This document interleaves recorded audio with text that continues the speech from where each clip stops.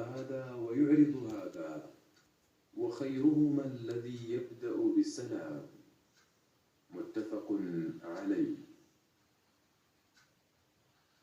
عن أبي أمامة رضي الله عنه أن رسول الله صلى الله عليه وسلم قال: إن أولى الناس بالله من بدأهم بالسلام. رواه أبو داود والترمذي.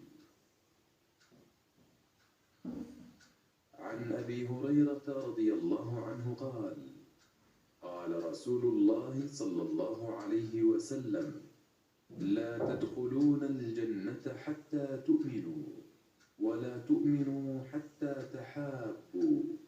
أولا أدلكم على شيء إذا فعلتموه تحاببتم؟ أفشوا السلام بينكم. رواه مسلم. عن عمران بن حسين رضي الله عنه قال: جاء رجل إلى النبي صلى الله عليه وسلم فقال: السلام عليكم. فرد عليه السلام ثم جلس. فقال النبي صلى الله عليه وسلم: 10. ثم جاء آخر فقال: السلام عليكم ورحمة الله.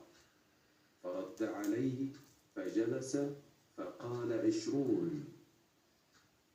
ثم جاء آخر فقال: السلام عليكم ورحمة الله وبركاته. فرد عليه فجلس فقال: 30.